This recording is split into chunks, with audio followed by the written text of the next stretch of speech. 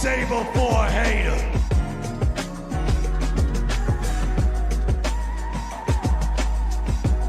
What?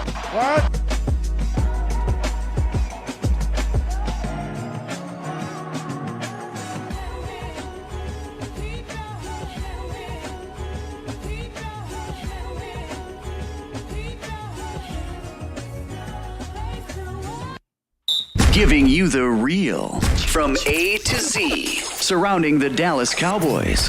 News, updates, rumors, transactions, takes, and more. So strap up, Cowboys Nation, and start your day off with A to Z Sports. Live with Will Steele. 3, 2, 1. Here we go. Oh, yeah.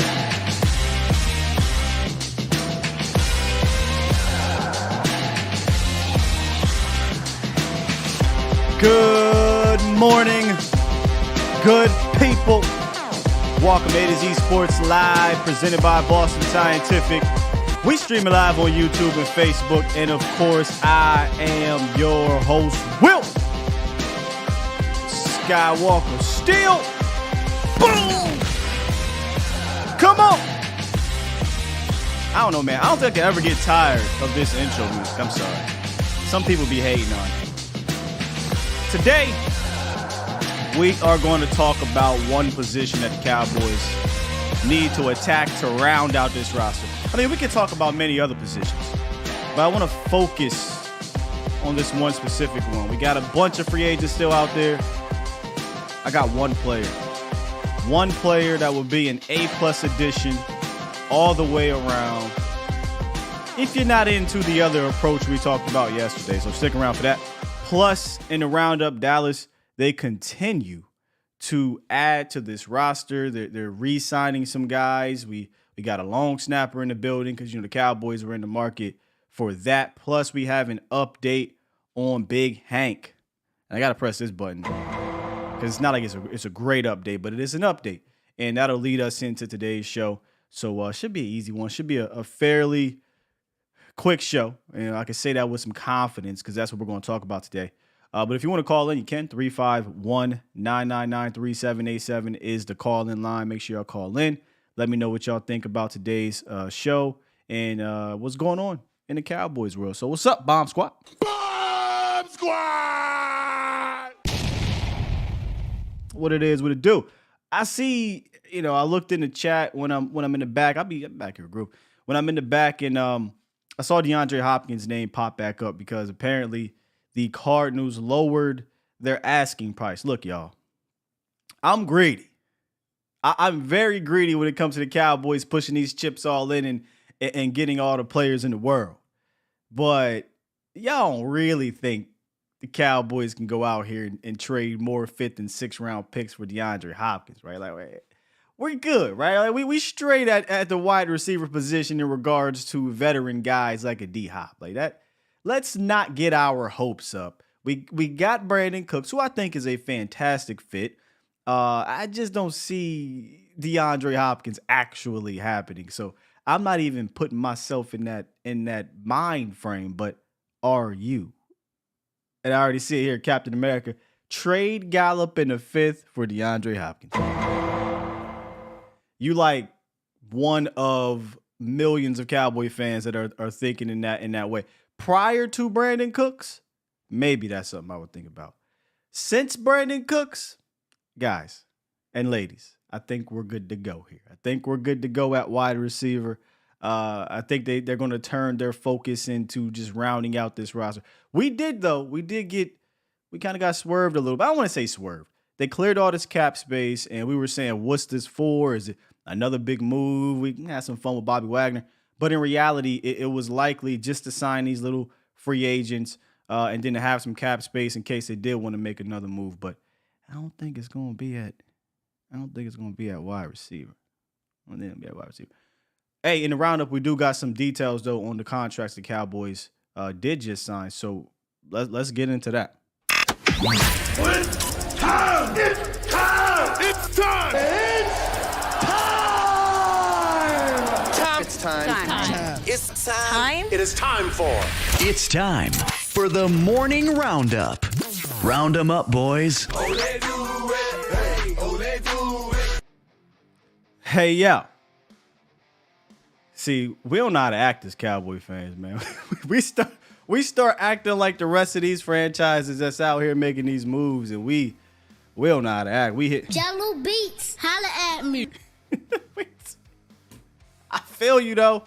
I'll feel you. Shit, we ain't done this in a long time. Give me everybody. The Cowboys continue to add or re-sign some of their guys back, and one being Takk McKinley, right? Takk, we say one of our guys back. Takk didn't play last year. He was signed when the Cowboys were dealing with some injuries at the position. Wasn't sure what we are going to do with Micah Parsons and guys getting dinged up, and the defense was going through it around that middle to towards the end of the season. They decided to bring back Takk McKinley, one of Dan Quinn's guys, right? He drafted Takk in Atlanta. My thought process on this, because he never got a chance to play, is that I think Dan Quinn wants to see Takk get a chance to compete in these camps and then reevaluate him from there. I will say this about the defense end position. Yeah, we got Micah, right? And yeah, we might not have a bunch of Micahs, but they got talent at the position. They got some guys that have been proven in this league at the position. Obviously, D-Law and Micah are your top two. And I know Micah's a linebacker / and whatever you want to call him. Edge, whatever you want to call him. Doesn't it feel like the room is pretty crowded, though? You can always get better. You can always add in a guy in the draft or whatnot, but I'm starting to wonder now, and again, we're in March, we're talking, we're thinking, just throwing things out there. I'm starting to wonder if they look at the defensive end room for 2023 as kind of settled. Meaning, unless like a Nolan Smith Falls or the cat that the draft analyst mocked to the Cowboys from Northwestern, I believe it was. I can't see the Cowboys making that move. Now, Takk didn't change anything, but they did re-sign Dante Fowler. They still have Sam Williams, Micah Parsons, D-Law, Takk McKinley, Dorrance Armstrong. Got a lot of bodies at the defensive end room. So I wonder if they're going to attack this position anymore in the top 100 via the draft, or likely wait till they get around mini camps, get some more cheap free agents. But it's a crowded room.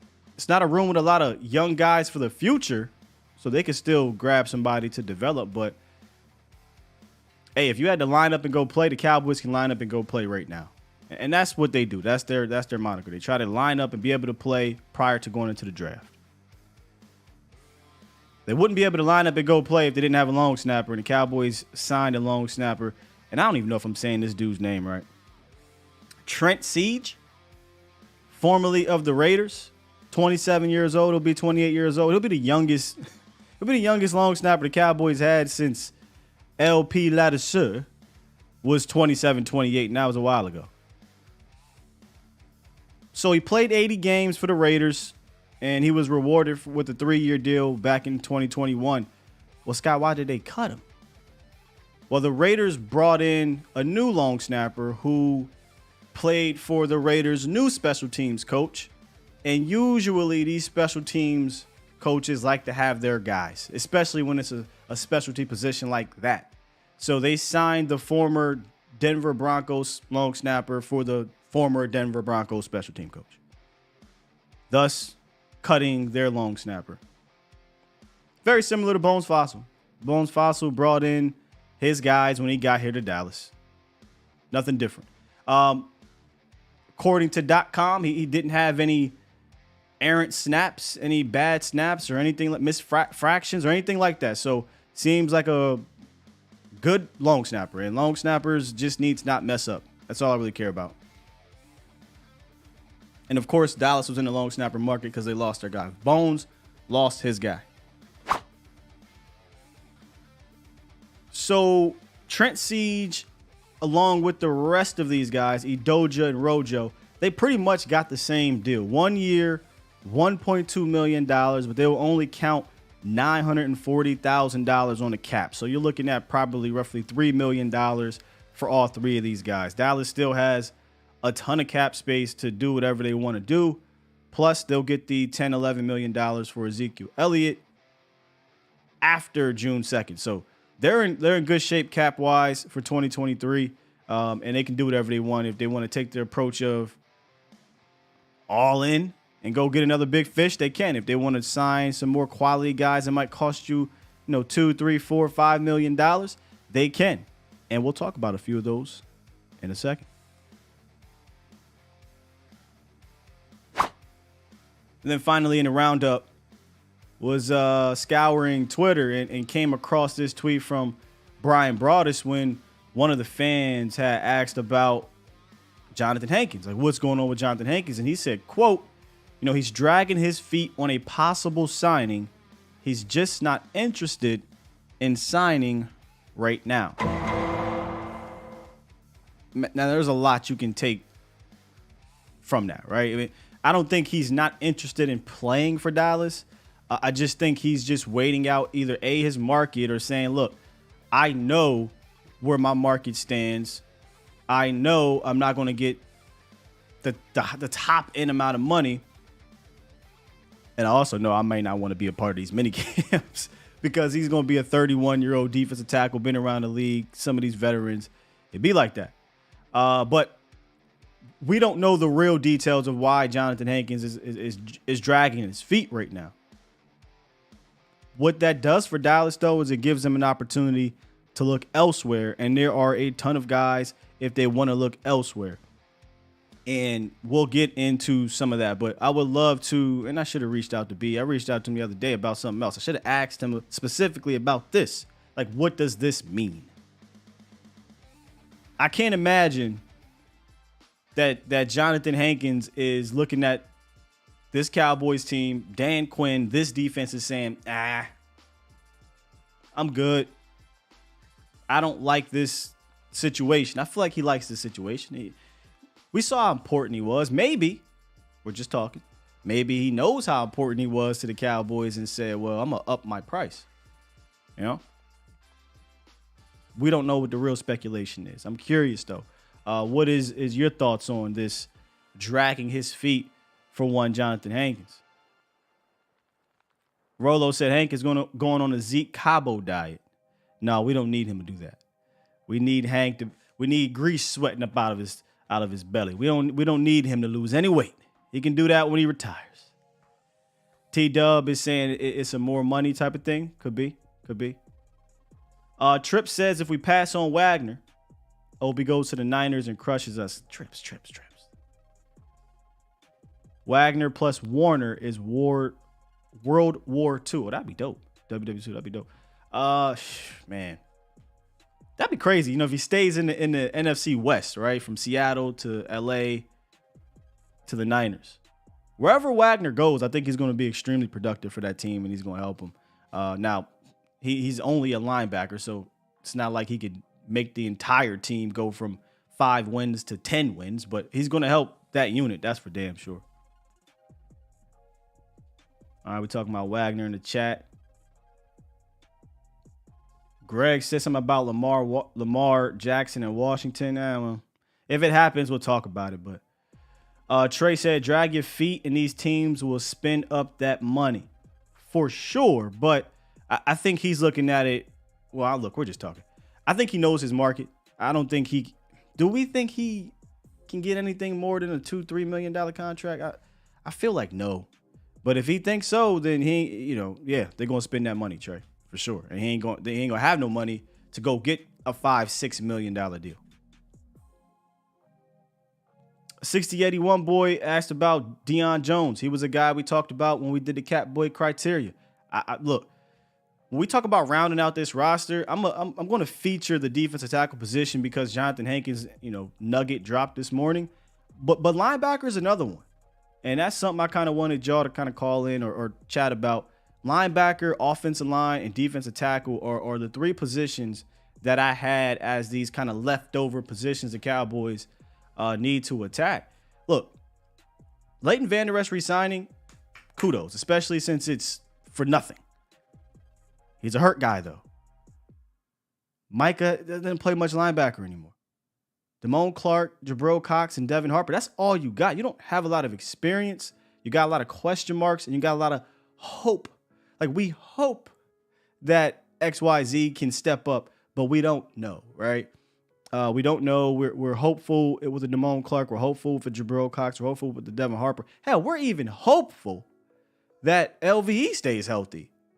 That's something he's not known to do. So I feel like linebacker, not saying it's the number one need or anything like that, but it's a situation in free agency where I think they need to continue to look into, whether it be a Deion Jones or somebody lesser than a Deion Jones. Deion Jones is not coming here to be a special teams player, and we kind of, I said something about Jabril Cox, about Jalen Tolbert. I said, hey, look, I'm willing to go get one of these receivers to take another year of development for Jalen Tolbert. So if you get a Brandon Cooks, Jerry Jeudy, DeAndre Hopkins, or whatever, and you say, well, Scott, that's going to hinder whatever.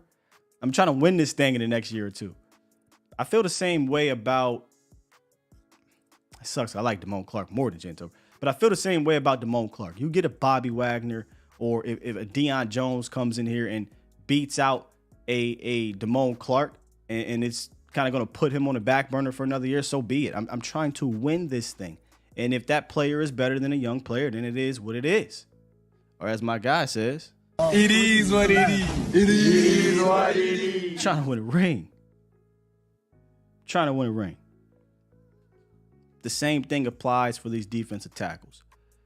The Cowboys don't have right now more than one of those bigger defensive tackles on this team.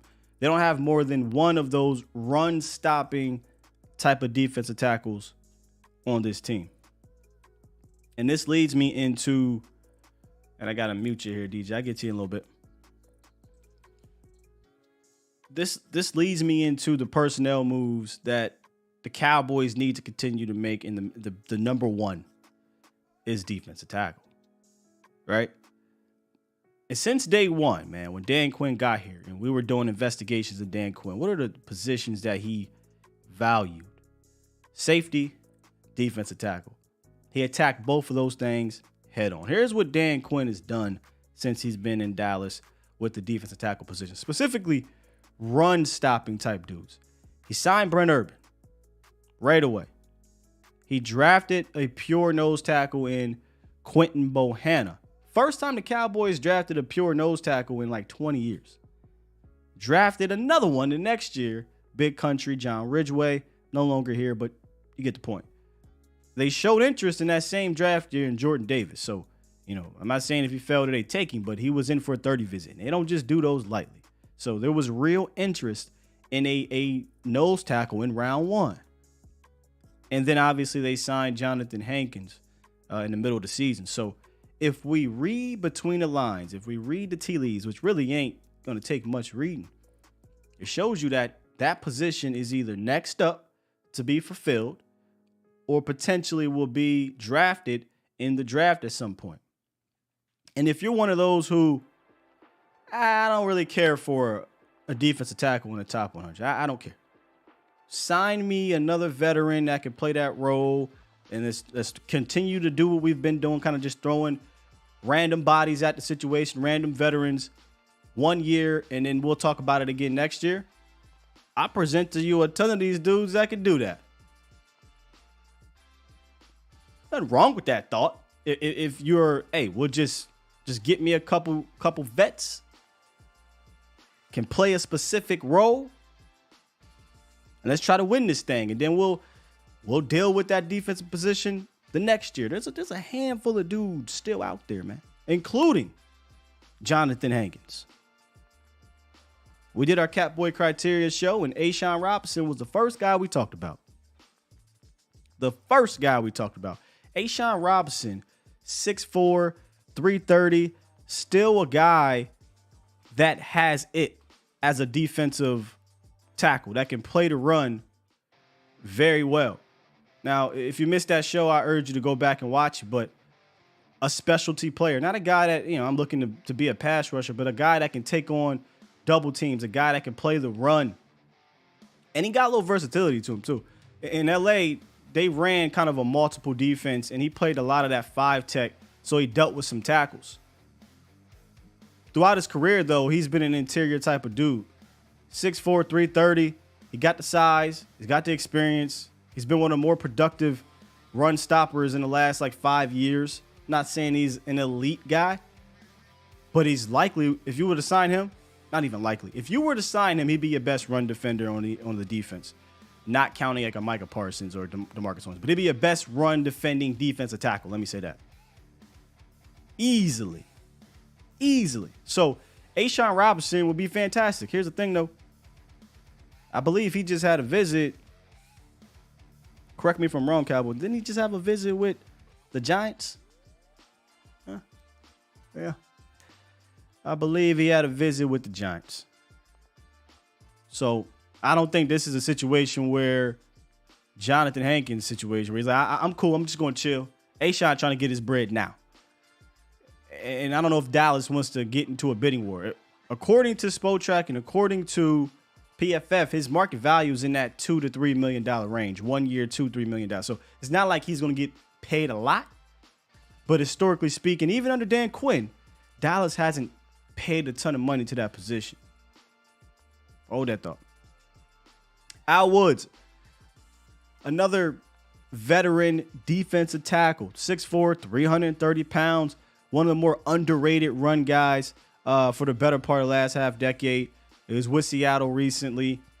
Had some solid years. Seattle wasn't great on defense last year. Decided to move forward. He's older, 36 years old. But 12 tackles for loss in the last 3 seasons. About 10 times more than Johnathan Hankins has had in that same time span. We're big on Hank because we've had Hank. But Al Woods is a little bit older. If just as good, if not better. I mean, if you look at statistics, you would say he's been better than Johnathan Hankins. He's just older. So he's another guy. I don't think it's going to cost you a lot, a little long in the tooth. But if your thought process is throw a veteran at the position, draft a guy in the 5th, 6th round, and continue to go through this, hamster wheel, here you go.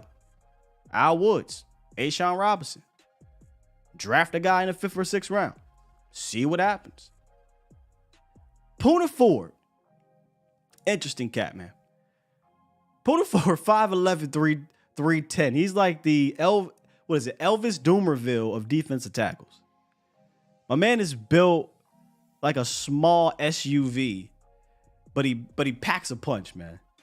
Packs a punch. He didn't have a great year in 2022. I actually played with Al Woods, but he's been a productive player for the most part, right, in his career. I just don't think he's a Dan Quinn fit.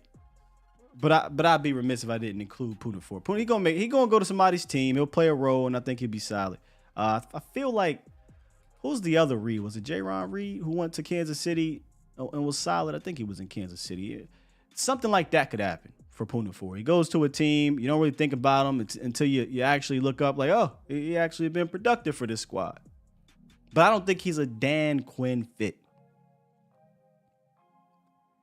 Akeem Hicks, we talked about him as well. 6'5", 324, without a shadow of a doubt.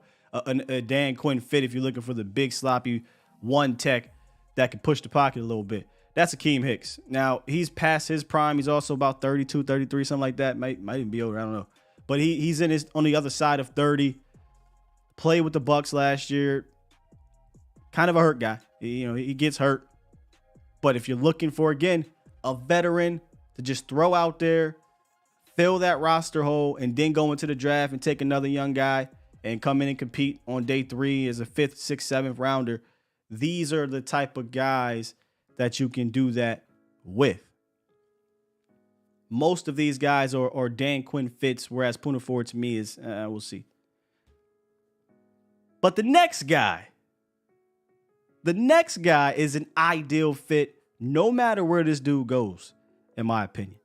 But before we get to him, if you haven't been an ideal fit in a particular area, I got some solutions for you, man. Boston Scientific can help you out. If you're one of 39 million men that suffer from ED, Boston Scientific has created edcure.org to help you find your best cure. To get started, head on over to edcure.org. You take the quiz.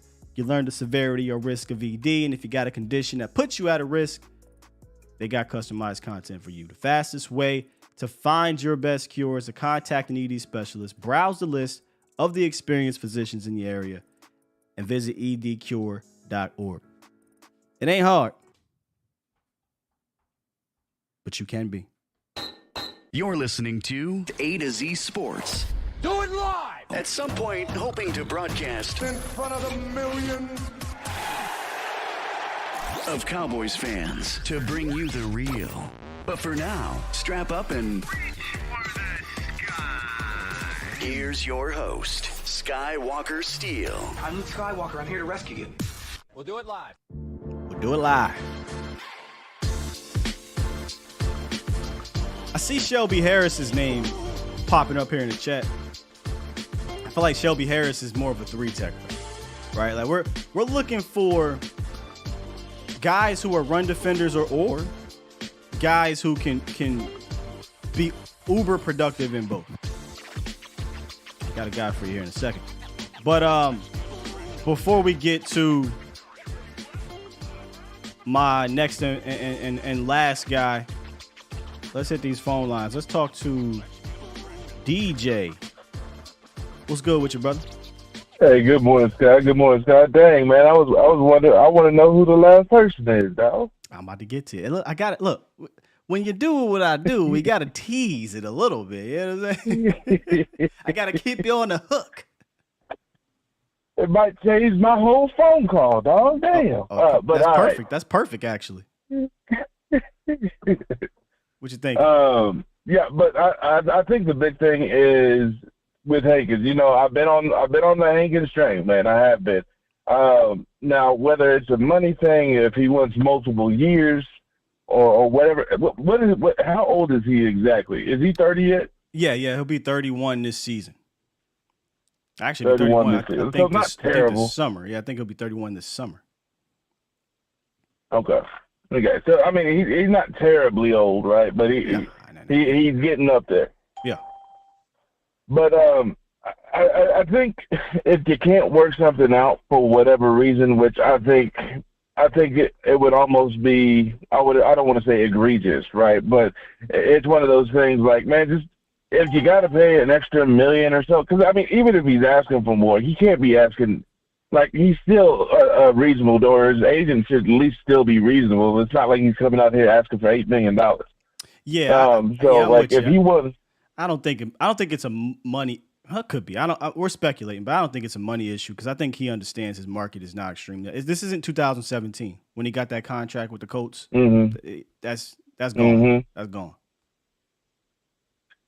So, I mean, whatever it is that's kind of holding things up, unless he's just kind of, trying to play hardball or whatever and be like, I don't know, and then he's going to end up taking it anyway. But, like, just kind of fulfill whatever he wants. If the man wants 2 years, like, I'm comfortable with that, right? Or a 2 or 3 year contract. Like, I'm comfortable with that. And then we can reevaluate things later. But, just kind of make sure you get. That's interesting, DJ. Because I didn't think of it. I didn't think of the years. That is very interesting. I was thinking of the actual dollars. The years is something that I don't think the Cowboys are willing to do at that position, right? Historically, they put on a hamster wheel. All right, Johnathan Hankins, Brent Urban, draft a 5th, 6th rounder that we're not really looking at as to be that dude. Just continue to, if we want to go further back, the Haydens and the McLeans, and we can go on and on, Ken Bishops and Colemans, and they just rotate this position. They don't really care to invest in it long term. So maybe that is something. Maybe they don't want to invest a 2 or 3 year deal in a Johnathan Hankins.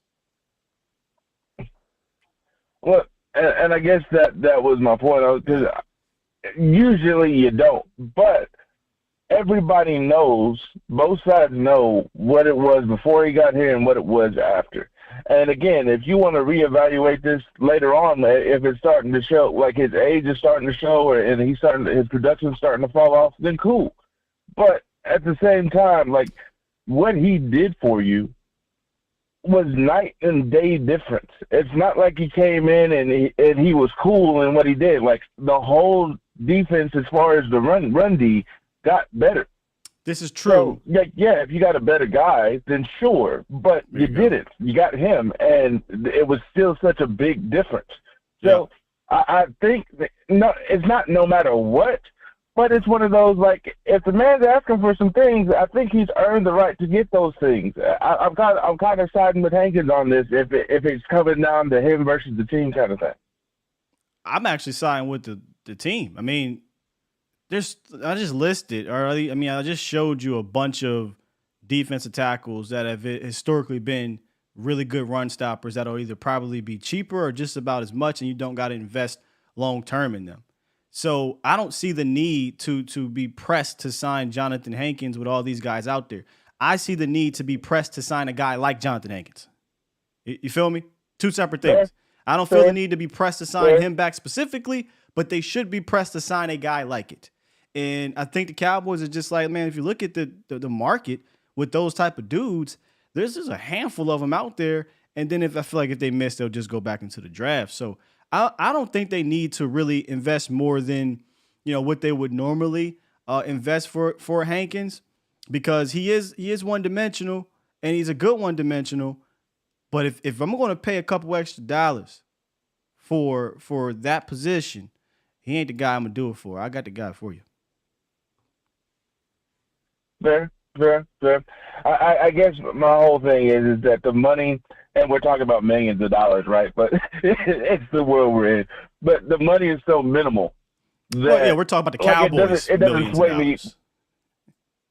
Yeah.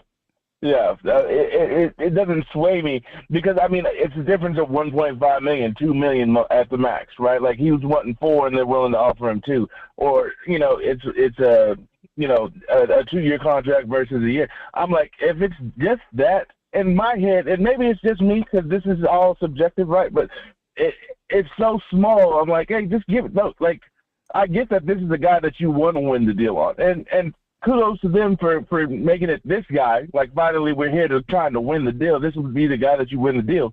But I'm even still like, hey, don't worry about winning the deal because it's such a minimal thing that it's not going to hamper you from still signing another guy. It's also you can still sign all 3. See, I'm playing devil's advocate to you. It's not going to hamper you to go look at other guys too, though. Like that, like you're looking at it like on one side of Johnathan Hankins, right? But there are a bunch of Johnathan Hankins out there, is what I'm saying. So I get you. Why would they feel pressed? Especially if he's dragging his feet. Especially if he's like, I don't want to sign right now. Okay, cool. That means we know you'll be around, and when you're ready to talk contract, holla at us, and let's see what happens. Until then, let me go investigate, with these other guys and see what we can come up with. And if we fall flat on our face here or we don't like what we see, we can pick up the phone and holla at you. But the supply and demand, right? It's supply and demand. I don't think he has a bunch of leverage right now. I think he knows that. I think Dallas is like, look, this is a position we've historically grabbed dudes for minimal money, and there's a bunch of guys out there. So I don't think it's a big deal that he hasn't been signed yet. It will be a big deal if they said we're going to ignore it, period, heading into the draft. That's the bigger deal. Fair. And since you say it like that, I guess we're not necessarily disagreeing. We're just taking different points. Like, I guess we're saying the same thing. You're pro player. You're pro player right now, and I get it. You're thinking about the player, and I totally get it. But I don't necessarily think he's out of the picture. I just think, again, there's so many other guys out here that you can go sign. It's, whatever, right? But if they don't address this period, then it's a bit of a concern. Yeah, because the last thing I'll let you go, brother, is like the contracts for these guys are so minimal. They can literally sign like 3 or 4 of these guys. They won't, right? Because that would be just overkill. But you can literally sign almost every dude that you mentioned and still get away with it and still have money for pretty much everything else that you need at this point. Like, all of these guys are $1.5 million to $3 million guys, and you can sign pretty much all of them and still have money left over to still go get other people. Yeah. Once again, I don't think it's the money. It's not just the money. You got money, You got years, you got roster, you got depth. It's more that's into it, man. But appreciate the call, DJ. For sure. Yes, sir. Yeah, I don't think Cowboys tripping right now. I don't want to get into that. I mean, there's a handful of these dudes, but the dude if you wanted to spend a little bit more money, and I don't even know if it's going to cost you as much as it might have cost last year when he re-signed with his former team. And that guy that I'm talking about, and I don't give a damn if he's long in the tooth. I don't care if he's older, if he was let go, whatever. I'm talking about Calais Campbell. And y'all know for the last 2 seasons, I've been trying to get this goddamn man here in Dallas. Been trying to get him here in Dallas. We did a whole show last year talking about how Calais Campbell could fit, how, they signed a similar guy in regards to size and versatility in a Brent Urban, right? Only to not really address it in free agency the next year and then figure out, oh, snap, we messed up. Let's go get a Johnathan Hankins. They drafted a 6'6" kid who was an interior guy, did some DE things in Arkansas. Let him go. Oh, snap, we messed up. Let's go get Johnathan Hankins.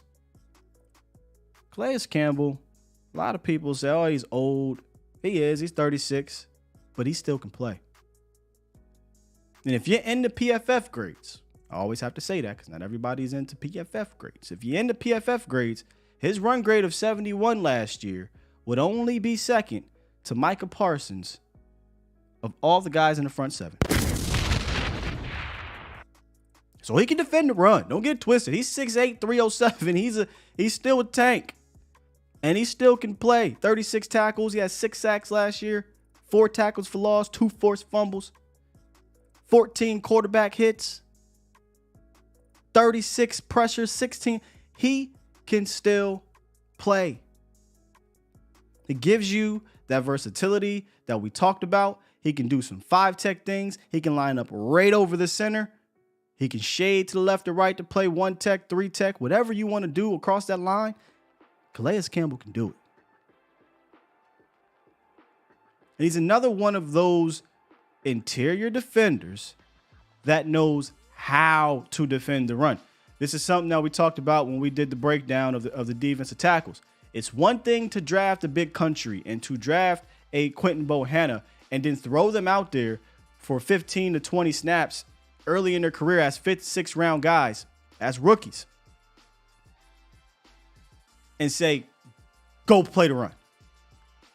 But remember, they're 5th, 6th round guys. They are learning how to defend the run in the NFL, and they're not one of them ones. They aren't one of those top round 1 or 2 guys. So it's going to take them some time to learn how to defend the run at a high level. You ain't got to worry about that with a lot of these veterans. You damn sure ain't got to worry about it with the Calais Campbell. And Dan Quinn loves versatility. Dan Quinn loves to put Osa out at 5-tech, slide Neville Gallimore out there, put D-Law inside. He loves to do all this moving around. Calais Campbell played up and down line of scrimmage in his entire career. And he still has that agility, that mobility to play the games that Dan Quinn likes to play up front. He can loop. He can be the stunt man. He can get free. He's still got a motor. Don't get it twisted. He might be 36, but he's been able to take care of his body and keep himself in good shape to the point that he's playing 14, 15 games still. And not like, oh, well, Sky is only playing 15 snaps. No, sir. No, sir. He played 14 games last year, y'all. And in all but one of those games, he played 30 or more snaps. Calais Campbell still got it. He's been to the top as an All-Pro. He's been to a Super Bowl. He's one of the most respected players in the National Football League. Micah Parsons absolutely loves Calais Campbell. I think he would help out everybody on that defensive side of the room. And if you're trying to load up, you're saying, look, I'll draft me a defensive tackle, 1-tech in the 5th, 6th, 7th round again, and I'll go sign me a veteran. I can't think of a better veteran than Calais Campbell. I like Ashawn Robinson. I like Akeem Hicks. I like all these guys. But what he brings to the table, both on the field, off the field, the versatility, I think he'd be a fantastic get. Now, is he going to be $1.5 million? Probably not. he's likely probably going to be out of Cowboys range. But if you're willing to come a little bit higher, we're just talking to DJ, right? DJ said, pay the $4 million. Pay the couple extra bucks to bring back Johnathan Hankins. Nah, this is the guy I would pay the extra bucks to bring in to fill that final piece heading into the draft. If we're being completely honest, that is the one gaping hole on this defense, is an interior defender who can play the run. The beautiful thing about Calais, though, is he can get after the pass rush, after the passer too. Had a down year in sacks 2 years ago, came back and got you 6 this year with 2 forced fumbles. 6'8", he's going to be hard to throw over. He's smart. He's intelligent. He knows if I don't get there, put my hands up. He'll bat the ball down. What's guy's 36? He's 36 and he can still play. Don't believe me? Let's go watch him. Let's go watch him. We are talking about one tech defense. He can play all the line of scrimmage. We are talking about a run-stopping guy, though, right? So if you are concerned about a Calais Campbell, I can give you a bunch of concerns about all of the damn one techs. I can give you concerns about everybody. I just think when it comes to floor and ceiling of the veterans, I think he gives you one of the highest floors and he gives you one of the highest ceilings because he presents a pass rush ability. Dude almost has 100 sacks. Now, he's played a long time, but he almost has 100 sacks. He's at like 90-something sacks, 99 and a half sacks. He'll get 100 sacks, and he'll probably go into the Hall of Fame at some point. He might not go right away, but not many interior guys are going into the not going into the Hall of Fame with 100 sacks. All-decade team, Pro Bowler, All-Pro. I think Calais Campbell would be a fantastic get. We're adding these veteran guys, the Brandon Cooks, the Stephon Gilmores. Why not? Why not Calais Campbell? Tell me, why not Cowboys Nation if you're not with it? Los, why not Calais Campbell, man? Hey, you know what? I think it's because I think Jones is still a little blind out there, but I'm pretty sure he saw him. But my quick point, Scott, is like I told you 2 weeks ago or a while back, is it's been a while since the Cowboys had a legit defensive tackle, correct? And I think one of the key things that's missing in this defense is a good run stuffer. And there's still good, respectable out there free agents and everything. But I feel like if Cowboys don't pull the trigger in the second or third round, you might miss the opportunity to get a defensive tackle. And I just want to know your opinion on that, Scott, because do you think Dan Quinn is going to go in this draft room in the early rounds and be like, hey, you know what this Cowboys team would need is a good, one of those MFers, that can help me get this run game, legit and help Parsons, do his thing. So do you think he has the power to say that in the locker room with these 2 years that he has done with the Cowboys? Or do you think it's going to go Mike McCarthy, offensive, like wide receivers, tight end, offensive lineman? Oh, I think they'll both have a say. I think they'll both have a say, and there's a board that Will McClay will have a board, and they'll get to that pick, and they'll pick best player available like they usually do early, like round 1. But he won 100%. I mean, it's clear, like I just listed. Brent Urban, Bohanna, Ridgeway, Hankins, they show interest in Jordan Davis. These things weren't happening before Dan Quinn, so he's got power at that position. Does he have power to take one, round 1 or 2? I don't know. I don't know. I think he might, because if you're looking into a Jordan Davis, seriously, he might have that power. It's a matter of if they want to pull that trigger and where that player falls on their board. But if they say scratch that, we don't want to take one in the top 100, then I feel like they got to go sign one of these guys. And you got a lot of background noise happening, bro. Gotcha, Sky. And yeah, that was the only thing, Sky. Like, I mean, it's been a while since we drafted a guy that developed to a stud, or it's been a while since we signed a free agent that's been a stud. So, in that position, so let's see what we can do about it. Yeah, and last thing but not least is, there's still in my opinion, I feel like if you get past that third round, you're talking about a hit or miss on the defensive tackle. So that's why I say second or third round. And that's all I got to say, Scott. Peace. Salute. Yeah, we listed, and I still got the list up, actually. a lot of the stud defensive tackles that are either just studs, right? Just dudes, whether they're dudes in the run game, dudes in the pass rush game, or dudes, period. Doesn't matter what you want to label them as. And the Joneses, Simmons, Vita Veas, Quentin Williams, Dexter Lawrence, DeForest Buckner, Jonathan Allen, Deron Payne, Christian Wilkins, Dalvin Thompson, Ed Oliver. All these guys were drafted in the first day or two, right? And then the Hargraves and Readers and other guys that come along, Osa Digizuwas, they are 3, 4, 5 guys. But for the most part, yeah, I'm with you. I think you got to go early. Doesn't mean you have to go early if you want one of them. It doesn't mean you have to go early if you want to fill that position on your roster. You can do that with these veterans. And that's what the Cowboys have been doing. 518. What's up? 518, you live. Going once. Going twice. So to 719. What up, though? What's going on, Scott? What up? This Mark? Yeah. I thought it said Mark. Morris right now. Mark, yeah. Okay. What up, Mark? How you doing? Nah. I'm doing all right, man. I talked to you last week on Friday. Okay. You made me platinum. Say again? We had a good talk. I said you made me platinum. We had the bad calls, and then I called in. It was our first time calling. Ah, that's right. You kind of got us back on track. Appreciate you, Mark. What up? Yeah. Nah, I was just I wanted you to lock me in on this number. I called from my government phone. This is my personal. Gotcha. So that's why I didn't show up. Okay. Nah, but basically what you were saying, man, like, I think honestly, from what I've been hearing, man, they don't want that much for D-Hop. Like, they want maybe like a 5th or 6th round pick. Right. If we do that, that should make it where it wouldn't be hard to go ahead and get Calais. And then at that point, you got everything you need before the draft. Well, I mean, I don't even think we need to get D-Hop to say you got everything you need before the draft. But the defensive tackle spot is just kind of that last, flashing red light hole pre-draft, I think.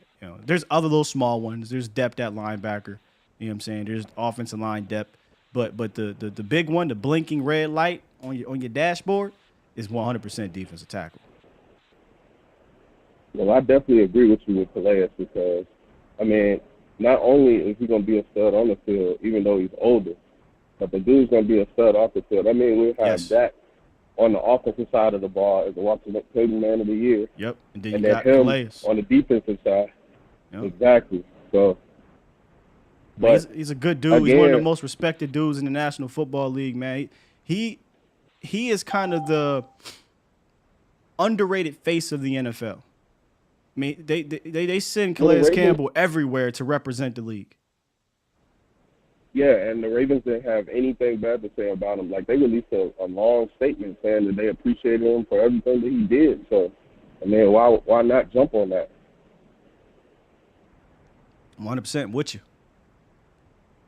I'm just hoping it's not like one of those. My grandma always used to say, you study long, you study wrong. So, like, if we wait too long, somebody else going to pick them up. But I know they're trying to get things figured out and they're trying to prioritize things, but I still can't help but say, like I told you last week, it just feels different. And every day that goes by, I continue to feel the same thing. Yeah. Not only the feel, but like I said yesterday with one of the callers, it technically is different because we haven't seen them do the Gilmore Cooks type of trades or moves or what have you since Brandon Carr, for being honest. Do you think this is more so like a Dan Quinn thing, or do you think it's a Mike McCarthy thing saying, like, look, I got it. I'm on, I'm basically a lame duck, but if y'all gonna say I got to get up out of here, let me at least do it on my terms. I mean, I would imagine that they got something to do with it. I think the landscape of the NFL has something to do with it as well. When I heard Jerry actually follow me here real quick. I'm not sure if you follow the wrestling industry. There's a thing that's taboo. Oh, yeah. I was a big wrestling fan. Okay, so there's a thing that's taboo in the wrestling industry. You do not mention the other company, right? If you're WWE, you don't mention AEW. If you're AEW, you don't mention WWE. You get those shots, but you don't say their name. When Jerry Jones came out and said, well, yeah, the Eagles and the Niners and the Rams, the way they did this, blah, blah, blah, blah, blah, they all in and all that stuff. And then Stephen Jones comes out and, well, the Rams went all in. You can tell that weighed heavy on their heart. You can tell that they see these teams going out here, making these aggressive moves or being a little risky. They ain't going to go as risky as those teams, but being a little risky, and they're being rewarded by it. I think that got to them a little bit, and they said, look, man, we got to do something. We won't go all the way in. We don't need to go far left, but we got to do something. And I think these two moves are a byproduct of what the league has shown the Joneses, that you can't just draft and develop, and that's how we're going to win the Super Bowl. Like, you need to do a little more. And it's crazy because it's like we were doing decent without even doing that. Now we're doing this, and it's not like people didn't want to play in Dallas. It was always like negotiations were started, and they didn't want to put it over the top in order to make it, like, I guess, give in a little bit. Now it seems like they're doing that, and shit. Now we got some defense rosters. Yeah, they're utilizing the other pillar of team building. We talk about the three pillars: draft, free agency, and trade market. You can't lean on just one. You 9 times out of 10 got to use multiple parts, if not all three. But you damn sure can't use just one. Most definitely. Appreciate you, dog. I don't want to take up a whole lot of your time, man. I'm like I said, I'm at the gym. It's like on the Olympics right now. But yeah, most definitely, like, man, I'm really excited. And every day that goes by, man, I get even more excited. So appreciate you, Scott. Good call. Thanks, man. Good call by Mark once again. But y'all feel me on the I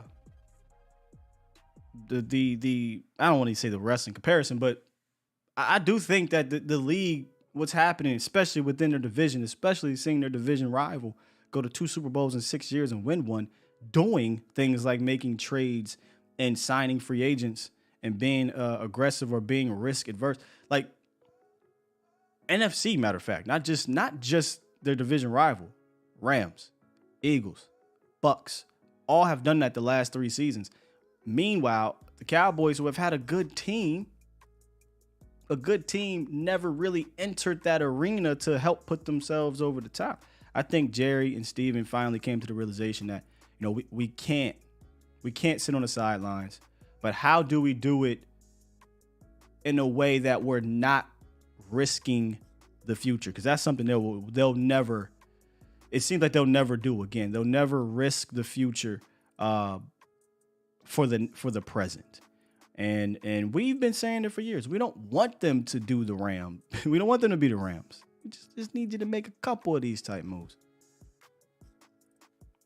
Now listen, Chris just dropped one. Super chat. Chris said, $2 donation. Go get DeForest Buckner. I ain't reading that second James Washington, but go get DeForest Buckner. Hey, dog. I mean, he making a lot of money, but I did hear that he's looking to move away from Indianapolis. The rebuilding over there. He wants to go play somewhere where they can compete, and that's where I think Dallas has the advantage to get these type of guys, not just Buckner, but some of these veterans who still got a lot left or some left. You can get a good year out of. They want to go play and compete. And if you look at the landscape of the NFC, the Packers, nope. Aaron Rodgers gone. Tampa, nope. Brady gone. The Niners are always going to be competitive with Shanahan, and they retool. So the Niners are going to be something to deal with. But the Cowboys is right there. Philly will be competitive again next year. They've been playing roster gymnastics with their roster, lose some guys, keep some guys.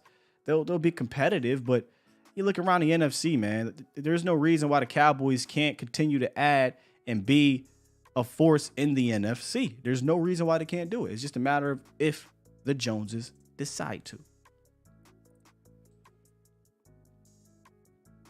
So I'm gonna try 518 one more time, see if he coming through. 518, are you there? All right, 518, gotta let you go. Let's get Let's get 571 on the horn. What's good? Nice guy. How we doing? All right. This thing about getting a nose tackle, I'm definitely 100% with you on that because, like, that's four games, like, within our division is going to be predicated off of the run game anyway. So yeah. Is this Joe? I mean, yeah, this is Joe. Come on, dog. You got to let me know this Joe Sandberg. What's good, man? I'm doing good. Got my sleep in, got my coffee. I'm ready to go. All right, man. What you got for us? My bad. I heard the voice. I'm like, this sounds familiar. Sounds peculiar. Yeah. So if you get yourself a nose tackle, you're ready to rock and roll for for 4 games within your division. To be fair, so I would be like, if you can manage to get like DeForest Buckner on a reduced deal and also just trade away a little bit of something away, I think that'd be perfect. For entertainment purposes, I'm gonna go look at DeForest Buckner, right? And I'm gonna go see what's popping there. But I doubt that one. Right. Or just a nose tackle in general. Right. That could do a little bit more than just be a trash can full of dirt. Yeah, and that's my thing, Joe. If you want to just get a pure sweat pizza grease out they body 340, 350 dude that's going to play 15 snaps, 12, 15 snaps, I'm with y'all. Go get that guy in the 6th or 7th round. But if you want to get a dude, you got to invest a little bit earlier than that, or you got to go spend a little bit more than $1.2 million. Like, come on. Right. So I would preferably bring in like two defensive tackles, possibly bring Watkins back, and then maybe like bring you give me whatever other like defensive tackle you want other than Watkins. Watkins, yeah. I'll wait on Watkins. I'm trying to upgrade from. And look, this is not a knock on Watkins. I think Watkins over the last 2 years has played above and beyond. Right? I salute him, and if they brought him back, I would be fine with that. But I'm in the business of trying to get better. So, and I think there's better guys out there, and if you miss on those guys, then let's go bring Watkins back. But yeah, like get yourself a couple defensive tackles, preferably nose tackles, and then also get one of those premier linebackers. As you don't have anything for sure at the linebacker position that's concrete that you're going to say like 2 or 3 years what's the landscape going to look like. Because you don't know how Damone Clark is necessarily going to hold up. Leighton, same thing. Thinking that way, you would be very competitive. Indeed, Joe. Indeed. I'm going to talk about this DeForest Buckner thing here in a second, but appreciate you calling in, man. No problem. Salute. I just looked over DJ drop one as well. I'm getting to these kind of early today. Super chat. He says, could you argue that the Cowboys were able to get Cooks because they set the precedent for Amari by trading him for a 5th last year? I think the two are different but the same. Whereas they're different in the sense of the Texans are rebuilding. Cooks wants nothing to do with that. He wants out of there. It's a bad team looking to get to a good team to compete. Where Dallas is not rebuilding. They weren't looking to, or Amari is not like, he's not trying to leave Dallas because they suck and this and that. But what they're the same is that they both were disgruntled for different reasons. Amari's disgruntled because his offensive coordinators are ridiculous. And then Cooks is disgruntled because his team sucks and he thought he was going to be a Cowboy earlier for a 3rd round pick. They bumped it up to a 2nd. So, I mean, maybe there's a little something to that. I don't know that they set a precedent because we know they moved off of Amari because they don't like Amari. And it was petty reasons and whatnot. And they said, screw it. We'll take whatever the hell we're going to get. So maybe there's something to both sides of those.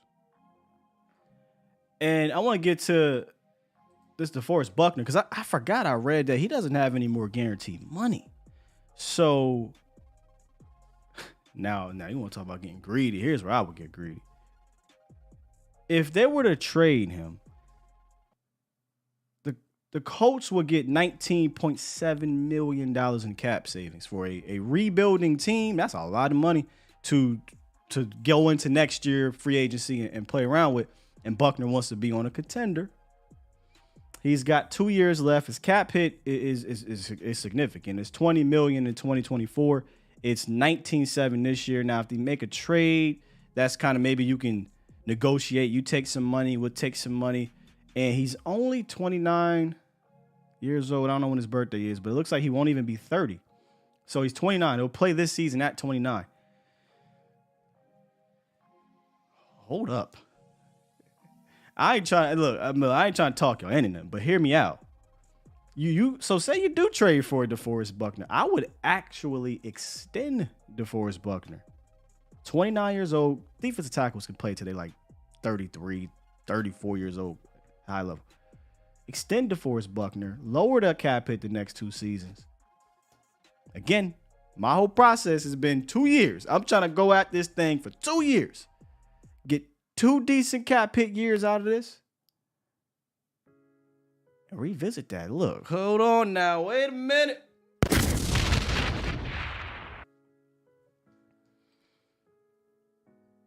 Nah, I'm not going to put my mind into that. Nope. Now I'm making sense. But it's likely not going to cost you no 5th rounder. And Dallas is not trading 2nd and 3rd. They ain't in the business for that. Unless DeForest Buckner come out and, sabotage his market a little bit, but why y'all put this in my head? Let me get on the phone. Marv. What up, Marv? What up, fam? What's good with you? Hey, you just made a good one there. Hey, they look. might do it. Yeah, I'll give you that number 5 again. You can take another 5. We're gonna take that money off. You ain't got no more money, and they'll do that. They'll do it. Look, bruh. You just put up some. They might be listening to you. You just did some still. He one of them ones too.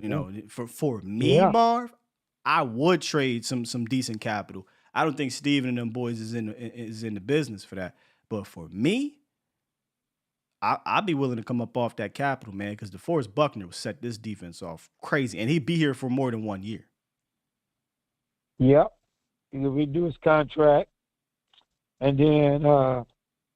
And I ain't gonna lie, the Colts want to get rid of him. They'll take that 5th round pick again, just to get rid of that money. I'm telling you, because they're in a rebuild mode. Right. They'll do that, and then you go get your boy. Which one is the best one? Ashawn or your boy? I think the guy from Baltimore is better penetrating. Who you talking? Oh, you talking about still bringing another defensive tackle? With him, yeah. I mean, if we're just gonna play hypothetical, I probably go, if I'm gonna get Buckner, I probably go trash can full of dirt type. Hankins. I'll bring back a Hankins or Ashawn, or if I want a veteran like that, Al Woods. It'd be more of a 330 type of dude, nose tackle type of dude. Because Buckner and Calais Campbell are similar. Although, look, bring in Campbell. Campbell's a beast too. But it'll be more of a trash can full of dirt type. So, is Ashawn better than Hankins? Ashawn better than Hankins? Yeah. That's fair. I mean, which one is better? I would probably say so. Yeah. I mean, at this point in their careers, I think, yeah. And he's younger. He's younger. So, yeah, so you do that trade. Look at this. Now, look at this Cowboy family still. This would be the ultimate thing to put the whipped cream on the top so you Cowboys can really talk stuff to them Feagles. You go on make that deal, trade the 5th round pick, redo his contract, so then you sign Ashawn, and then you do the Bobby Wagner. Hey, yo, come on. Mark. Yo, what happened to Marv, y'all? Y'all remember just last week, Mr. I'm Catboy Jr. I don't want none of this. We ain't spending no money. I ain't trading this and that. Boy, they go out and get Cooks and Gilmore. He like, well, wait a minute now. Hear me out. All of a sudden, you funny, Marv. We can't get all of that happen with Marv, we can't do all that now. Hey, when we do Buckner contract, the H-Town, because they're going to want to win the Super Bowl. H-Town said, man, I'll sign for $5 million. And you might get Bobby Wagner for $5 million. Bro. You never know. You're right. We never know. If that happened, though, if that listen. happened, what happened? Would that be the best defense in the NFL? Oh, yes. Absolutely. Marv, now Bobby Wagner, DeForest Buckner, and Ashawn. Come on, Marv. It's a 99 on Madden right there. So what'll be your perk? Now you ain't got to worry about now what you'll do now. You dropped an offense. Draft, I'm going to sleep. I don't give a damn about the draft. If you give me Bobby Wagner, DeForest Buckner, I don't care what they do. Now look, I'm being facetious. I'm playing around. I care, right? But bruh, they could literally click auto draft and be fine. Because I'm going to tell you something right now. You go sign Ashawn, you get Bobby, you get DeForest Buckner. 9 draft picks aren't making this team. It's not happening. You're right. Yeah. Oh, wait. I might even trade that first round pick and go get me one of these young bucks at a position, second year in the league, third year in the league with a 5th year option. So I don't know who that player is. And look, come on, man, stop. Come on now, Marv. But then you'll get your about to make me go play Madden. But then you can give up your first, because you say a lot of them ain't gonna make the team. Or you give up 1 and 3 to go down and move down and get who? Who you'll move down and get? We're gonna give out 1 and 3 to move down and get who? Carter? Hey, Magic City, look, fam. It don't matter who they get. You hear what you just told me? I truly don't care. I mean, look, man, I know I'm supposed to give you these deep analysis, but if you went and did what you just said, it doesn't matter. Think about it. Whoever they get at tackle, okay, maybe they'll play if somebody get hurt. Whoever they get at defensive tackle, if they draft one in the round, he ain't playing. Wide receiver, he gonna develop year 1. He ain't gonna play that much either. Tight end, maybe that's where you can argue that guy might play some. Who else are we in the market for? Linebacker, maybe you can argue that. But it don't really matter, Mar, if they go out and do what you said. I wouldn't even sweat it. I just wait till pick 26 came. They make the pick. Let's celebrate. Let's break it down. Woo! That team will be a killer. The middle. It's always the middle for the Cowboys. Man, that middle. Take care of that middle. And we'll be, boy. Because I want that defense like that Baltimore Ravens defense. I feel you. If we can't score, you can't score. Facts. That's how I want it to be. You know what I'm saying? Yeah. And that's how you win Super Bowl. And that take the pressure off of Dak Prescott because they ain't got to do much. Yeah. You know what I'm saying? Just right, keep man. it. That's how the Ravens won. But love your show, man. And I don't want to hear about no Hopkins no more on the show. Tell them fans don't call in about. Oh, you don't want to hear about Hopkins, but Bobby Wagner and DeForest Buckner's all right. That's it. Yeah. Yes. All right, Marv. That's all I want to hear. Man. Marv, boy, he go with the win. I love it. That Miller. Yo, this is a fantastic super chat. Where'd you go? Here you go. We don't wipe the 304s. Chris said super chat. Marv be like, number 92 from Indiana, DeMaurice Luckner. That's exactly what he would do, too. That's exactly what he would do. DeMario, if I'm saying that right, drop one. Super chat. He said, do you think we bring back Hankins and draft the guy from Michigan and let him learn for our future? Look, I know I'm in. I'm in on Mozzie Smith. Let's see, man. Let's see what them 30 visits is looking like. If he come in for a 30 visit, he in play. Draft Mozzie, bring back Hank. Yeah, man, I don't think that's out of the question. Now, Bohanna's probably gonna get kicked off the roster if you do that. I mean, because I don't think I'm cutting Hankins, and obviously you drafted Mozzie for Bohanna, so Bohanna would have to step up big time. But here's the beauty of if you sign any of these dudes, including Johnathan Hankins, they don't stop you from taking a dude if you want to take a dude. But these are the options that if you are out on drafting a dude at defensive tackle in the top, 2 rounds, you do this and you draft a big fat one tech in round 5, 6, or 7, and you just roll it out.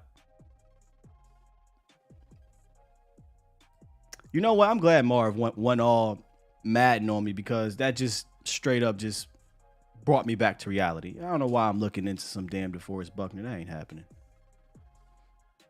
My man Marv said he don't drink. All right, he don't drink. He just feeling. He just off the Cowboys high. I feel you, Marv. I feel you. We love you, dog. 562. What it is? What it do? Hey, what's up, Sky? How you doing, bro? Man, I'm doing fantastic. How you? I'm good, man. It's Tony, man. Hey, I want to ask 2 quick questions, bro. I was looking at some of Emmitt Smith's highlight film, right? Looking at running backs. Looking at who? And Emmitt Smith. Okay. Smith. Okay. From his college and high school film on YouTube last night. Emmitt Smith Jr. or the actual Emmitt Smith? No, the actual Emmitt Smith. Gotcha. The old, some old school videos. Remember in Florida? I got you. Yeah, and you know what, man? I'm looking at that running back from UCLA. And Charbonnet. it's a lot of similarities, bro, between they stop. Sorry about that. I'm at work. Yeah, I was sure.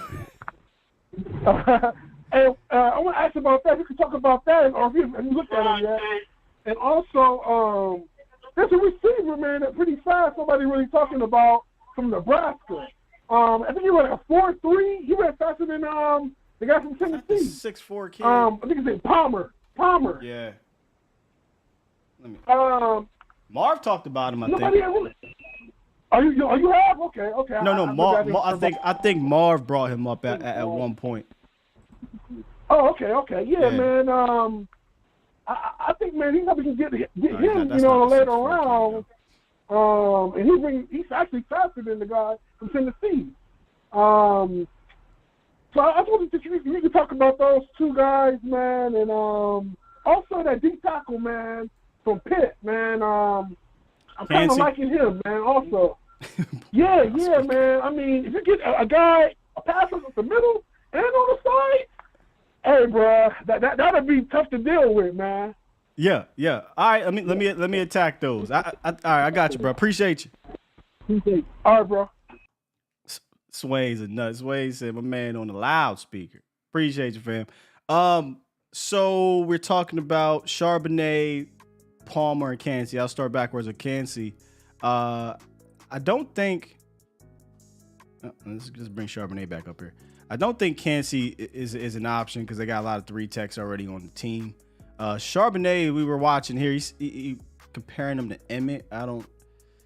I wasn't around for Florida Emmett, so I can't really. I'd have to go watch the highlights like you said. But we got old heads in here. Maybe they can attest to if he looks like an Emmitt Smith. He damn sure ain't built like Emmitt Smith.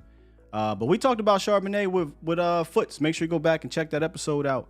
He was the first guy we mentioned where I said that from a size standpoint, he complements the running back room because prior to Ronald Jones, they needed kind of a bigger body. He just didn't play like a run. Now I'll tell you this: Ronald Jones runs harder and finishes harder, I should say, than Charbonnet. But Charbonnet has solid wiggle. I mean, you'll see it here in open space. He's just breaking these dudes. But it's not like his feet are. This ain't Gibbs we talking about. But for a bigger guy, he's shifty. He's shifty. And he can obviously be a guy that you'll probably put in on passing downs to catch up the backfield and block because he got the size. But I don't know about the Emmett situation. And who was that? Trey Palmer. 4th, 5th round? Is that what we're looking at, Professor O? Fast dude, athletic dude? Sure.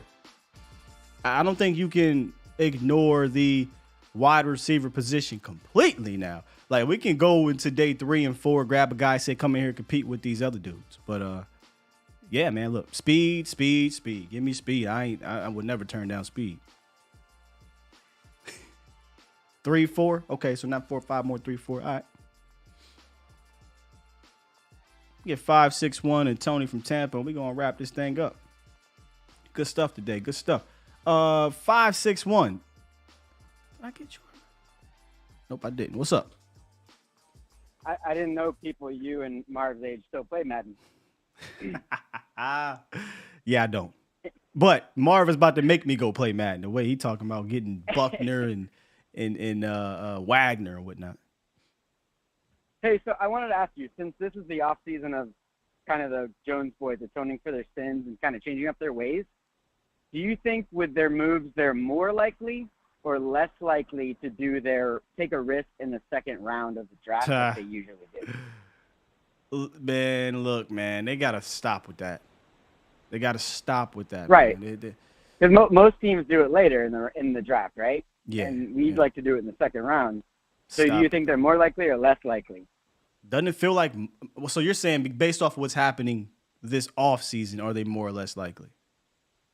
Right. If we talking about being, risk, I mean, it seems like they'd be more likely, but they're fresh off of a bad investment in Boss Man Fat. So maybe that'll scare a little sense into him a little bit. So, but who would that? I mean, do you have any players? You got any kind of those red flag players in the second round you thinking about?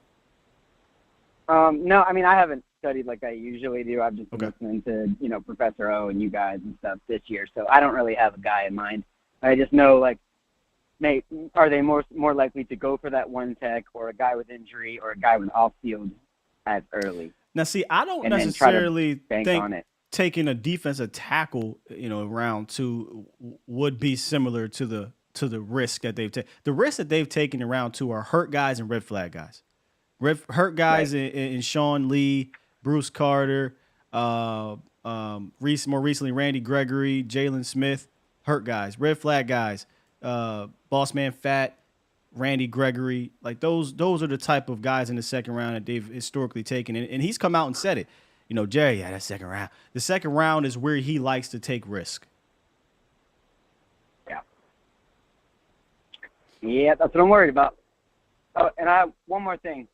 So I had mentioned yesterday how I felt Bobby Wagner isn't as athletic, as we all think he is. And I'm not saying that he was bad or he had a bad year. Oh, this A-Ron? But I don't. Yeah, it is. It's Come A-Ron. on, dog. I gotta say your name. So I'm just worried about putting an older Bobby Wagner next to LVE. That's my only worry, because I know he'll process it, he'll make the right reads, but we saw that with Barr, who is not as good of a processor as Wagner. We saw it with who? Athletically. Barr. With Anthony Barr. So I wouldn't want, if I were to sign Wagner, I wouldn't want to put him on the outside. I would just move LVE out there. I'll let him run sideline to sideline and then put Bobby in the middle. Do you think? I don't think LVE can play outside. He has. He's done it before until he was asked to move inside. Yeah. Go look at his rookie year. He was doing a lot of things sideline. Now, again, we're talking about rookie year after the injuries, things like that. So I don't want to be that guy. Yeah, I guess he could play the will if we got that. I mean, if we're being honest, that's probably where the dude needs to be playing because the will linebacker, you don't want him to be touched, right? He's the guy that gets the free reign. He don't got to deal with those centers and guards and being the guy that initiates the contact at the hole. Now, is he athletically gifted as some of these other guys like a Damone Clark or the if you want to talk about the all-time greats of the world like Derek Brooks is? No. But if we're talking about protecting LVE and what he does best, which is keeping him clean, that's kind of where you want to put him. He's just not built like that. He's built like a traditional middle linebacker.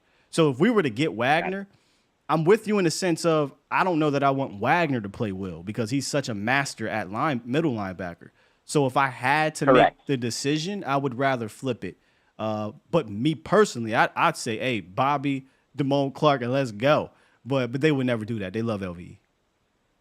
Right. No, I can be talked into whatever as long as it makes sense. I agree with you. If the plan is move LVE, then sure, sign me up for Wagner. Here's the plan. If it's the vice versa, no thank you. The plan is you bring in Bobby Wagner. I don't give a damn about LVE. That's the plan. LVE can sit on down for $2-3 million. I don't care. But if you had to make a decision between the two, I'm putting the Master Hall of Famer in the middle, and then you can figure out LVE. Yeah. Shit. All right, cool. Yes, sir. All right, Sky. Appreciate talking to you, bro. Always, man. Good stuff. Look, LVE, if you're listening, man, he had a good year and everything, but we talking about Bobby Wagner, sir. We talking about Bobby Wagner. You know how pissed off LVE would be? Like, he's not the leader of the defense, anything like that, but he is kind of the quarterback of that second level. He helped out the linebackers and everything like that, but we're talking about Bobby Wagner, Dan Quinn, reunited. Micah Parsons, it could be Bobby Wagner standing right here, LVE right in front of him. Micah Parsons is going to be like, excuse me, sir. What you say, Bobby? What you say, Bob? Robert? Whatever his real name is? That might piss off LVE, but guess what? When LVE plays pissed off, he plays a little better. When they got rid of his buddy, his best friend, he came out and had a fantastic game against the Giants. You know, last year when he got in the locker room and he start chirping about, we gotta stop playing hero ball, do your job, yada yada yada. He came out and played better the next week. So when he's pissed off, he plays better. But look, man, you sign Bobby Wagner, I don't care what you do with LVE. Better dudes. Put Bobby Wagner in the Miller. Come on now. But no, in all seriousness, though, I'm not saying he's a prototypical outside linebacker. But, talking about LVE, but would you agree he's the guy you don't want, ramming into the middle, the middle, right? Ramming into the centers and the guards and initiating the contact. Hell, this is how he gets dinged up every goddamn year, it feels like. The neck injury, he's not that guy, but he's built that way. He's 6'5", 250, 260. He is your middle linebacker of the 1995s, right? Like, he's built that way, so he's got to play there. But when LVE is his best is when he's not being touched. It's when he's able to roam. It's when he's able to just fire downhill or fire sideline to sideline without having to sift through trash. And in reality, your Will is supposed to be that guy that you keep clean anyway. So not a guy that I would look at as a Will, but if we talk about between them two, man, you can put him out there. I don't give. Man, what you do with him? Okay. We got Bobby Wagner, sir. Tony from Tampa, what's up? What's up, Scott? What's going on? Hey, man, having a good time talking to y'all. Yeah, no question. I'm feeling the heat on these Miami streets, man. I'm out here in Miami right now, man. It's getting hot down there. Our temperature's starting to turn up down here in Dallas, too, fam. Yeah, man, our winter was over in February, man, so. Hey, but yeah, man, I like what you was talking about, tackles, man. The defensive tackle out of Michigan, and Mozzie, yeah. I really like him, and yeah, I really like him, man. As far as getting Bobby Wagner, you get somebody like that, that boy out of Michigan, man, and then you get Bobby Wagner. You talking about a Madden? Might be a Madden roster in a few minutes. Yeah, but yeah, all the moves they've been making, man. I've been coming out, man, taking my head out the dirt. I've been talking a little smack, with Diggs and old boy at the corners, man. So I've been talking a little smack, man. You talking about Cooks? Talking about Cooks and Gilmore? No, I've been talking a little smack, man. So hope I ain't setting myself up, but you know how it goes. Look, man. I'm like, who y'all gonna throw to? Who y'all gonna throw to? They giving us a reason, all right? They giving us a reason to drink a little bit of Kool-Aid. Like I said, take a little sip of the Kool-Aid. They giving us a reason. Last year we had to talk ourselves into it. Man, we be all right. When Michael Gallup come back, we'll be fine, right? Like, we had to talk ourselves into certain things. James Washington gonna be fine. He go help out this wide receiver. We had to talk ourselves into it. We ain't got to talk ourselves. We normally do that with the draft. People like, oh yeah, that boy gonna be the truth, boy. Yeah. But but I like that, man. I like the moves they've been making, man. Wagner, man. That's just to imagine that, man. That's crazy. But I like that boy out of Michigan, man. I can't hear you. I said it'd be fun getting Wagner, but Mozzie Smith, yeah, I like him as well, brother. I like him as well. But you breaking up a little bit, Tony. Yeah. So I'm gonna let you go, but appreciate you checking in with us. All right, man. As always, man. Always. Yes, sir. My guy Tony from Tampa. Cap said one slant Washington. James Washington got one route this year, one attempt, one target, and got his bell rung, and they said, "You got out of here, bro. You out of here." Brian.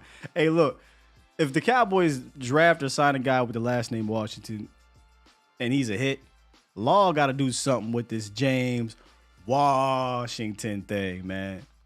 That's pretty dope. It's fun. JT dropped, he didn't drop him, but JT's in the chat and said D-Hop for a fifth. What the F can we call? I got one for you. So JT the pipe player, I don't know if you was in here a little bit earlier. We having fun with kind of this fantasy land of acquisitions because the Cowboys are giving us some carrots to have this fun with. Cowboys Nation. D-Hop's trade value has dropped. The Cowboys have been trading 5th round picks for quality guys. DeForest Buckner comes out and says, I want to be on a contender. DeAndre Hopkins, DeForest Buckner. DeAndre Hopkins, DeForest Buckner. Put it in the chat. Nuke, Hop, Buck. Who would you want? Let's say, yes, exactly, L. This is Hear Me Out segment part 2. I might have to turn that into a thing, by the way. Let's say you can go out and make this trade. They both expensive. DeForest Buckner, D-Hop. I think it's easy. I'm going to read what y'all think. Thank you. Twan said Buck. Glenn says Hopkins. Jamie, you ain't playing the game right. Jamie gonna say both. Mel said Buckner. Greg said IHOP. Chris Buckner, Nuke. Kelvin says Nuke. Tino Buck. Alex Nuke. Two Broke says Buck. Roberto says Buck. Brian says Buck. Todd D-Hop. Willie Buckner. T-Dub Buckner. Y'all, it's DeForest Buckner. It's DeForest Buckner, y'all. And I'm not about to sit here and shit on DeAndre Hopkins. I just want to give y'all the reasons to why it's DeForest Buckner. First of all, he's 29 years old. He's going to play this season at 29 years old. So you can legitimately, sign that man or trade for that man, extend him. And he's a guy that plays. Let me just go make sure. I ain't tripping. Yep. 15, 16, 16, 16, 14, 16. He's a guy that's going to play for you. It's not a hurt guy. It's not an in trouble guy. This ain't none of that. And it's a position of immense need. Dallas just traded for Brandon Cooks. If we keep it in the bean, you don't need DeAndre Hopkins. So if we're talking about, the box of, need and want or luxury and need, whatever you want to call it, a lot of people say just get dudes. That's true. Scratch the need, just get dudes. BPA, best player available. Some people will say DeAndre Hopkins is better than DeForest Buckner. Best player available of position of need. The Cowboys need a Buckner. They don't need a DeAndre Hopkins. They'd welcome a DeAndre Hopkins. He'd be a luxury on this team, but they need a buck. So this is easy to me. You get me DeForest Buckner. Come on, man. It's not cap. How was that cap? Tell me how DeForest Buckner over DeAndre Hopkins is cap, dog. That man is an all-pro, arguably top 3-4 defensive tackle, whatever you want to call it in this league, man. D-Hop is a beast too. But you don't need DeAndre Hopkins anymore. We're talking about these two. You do need Buck. T-Dub said Buck playing every down. Facts. I mean, DeAndre Hopkins didn't do it. CD's here. Nuck if you buck, I'm good either way, says L. That's true too. But I'm just saying I'm gonna put y'all against each other. Buckner or D-Hop. I'm going Buckner all the way. And cap space doesn't even really matter. They both gonna be expensive. But here's the beauty. You can extend Buckner where I don't know if anybody's really trying to extend DeAndre Hopkins as opposed to just throw some fake years and lower his cap hit. You can legitimately extend Buckner with the thought process of I'm keeping this dude for the next 4 years. D-line would be stupid, Twan. Buck is a no-brainer. That's easy. Then you can really draft anyone. I mean, yeah, facts. Nuke if you buck is crazy out. Nuke if you buck. Nah, Cowboys got to beef up the O-line in the first and second rounds. Marcelo, I think what we're going to do is turn our attention to the offensive line tomorrow. It's tomorrow Friday, so maybe not. Maybe do it Monday. I'm gonna drop the mailbag segment, I think, tomorrow. But we do got to turn our attention to the offensive line now. I'm assuming I'm gonna come under the assumption that they're gonna sign a defensive tackle, whether it's Johnathan Hankins, one of these dudes. I feel like something like that is coming down the pipe. We'll see what happens. We know if you study the tendencies of a Dan Quinn with the Cowboys, that seems like a move to be made. Whether it be in free agency, after the draft, or in the draft, that position will get attacked. But I do think we need to revisit this offensive line now that certain guys are back. We re-signed new guys, and we let go of some other guys. Shore up these trenches, man. You got the skill positions. Just gotta shore up these trenches. So maybe do that tomorrow. In the meantime, in between time, if y'all rock with the show today, hit that like button for me. Hit that like button for me. Come on back. I'll catch y'all later. Make sure y'all check out Mo later. He'll be here. A to Z Sports Primetime, final show of the week. And let me catch these super chats, because I did read most of them, but I want to make sure I get them all before we dip up out of here. No, Charles, DeForest Buckner was not cut. But it came out, I believe, yesterday that DeForest Buckner wants to be traded. And it would save the Colts about $20 million on the cap. For a team that's rebuilding, I don't think he wants to be a part of that. And that's where the savviness has to come. You know, you don't got to trade round 1, round 2 if you can find something like this where a guy wants to get out of here. However, I'd trade a second for DeForest Buckner. So. All right, read that one. Glenn dropped one earlier. Glenn said, super chat. What would it cost to trade for Vita Vea? Is Vita Vea on the block? I keep hearing about Vita Vea. Is it because of the whole rebuilding thing? Similar situation? All right. Look, I got a little time. We ain't overtime. Let me go see something real quick. I mean, it's probably going to cost you a day 1 or 2 pick. Vita Vea. Man, he got a lot of years left on this too, and he young.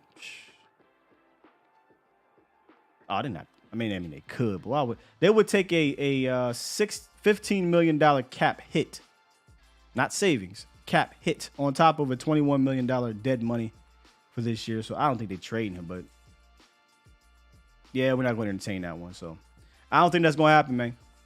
You're better off trying to get DeForest Buckner. Two broke said F those picks, F the cap, go get Buckner. Come on, man. I done talked myself into it. That's right. Marcus, appreciate you. He says Sky in the mornings, Vach in the afternoons. Don't get no better, man. Make sure y'all check out all the other content creators in the meantime. In between time, you'll see probably Landlord come on a little bit. Law comes on. I said this before. Mark Holmes said it before, but I swear if we found a way to be able to get a network going, we could easily have our version of ESPNs and whatnot, and FS1s, where you got the morning show, you got the afternoon show or mid-afternoon show, then you got, Vach's show, which is about late afternoon prime. We could do all of that. That's how deep we are, man. That's how deep we are. Get back. I think I missed. Yeah, Grant dropped one and said if the Cards only won a 5th or 6th for D-Hop, let's go get him. We've definitely talked about that. And that's it. Sully dropped one yesterday, though. We didn't talk about this. He said, I want to keep Turpin. I'm willing to give him this offseason and see what he can do. He literally played damn near 365 days of football. That's fair. I think Turpin's issue wasn't that he didn't show what he can do. He wasn't given a chance to show what he could do on offense. He became a little frustrating on special teams and dropping the ball and missing, potential touchdowns. But yeah, I'm willing to bring him into camp. Let's see what you can do, man. With that said, man, if y'all missed today's show, we talked about the top 5 or 6 guys at the defensive tackle position. I think the Cowboys can sign to help round out this roster. My number one guy being Calais Campbell. I think he's still got a lot left. If you missed it, hashtag run that thing back. Press this button. Thank you, Edwin. Appreciate the Mod Squad.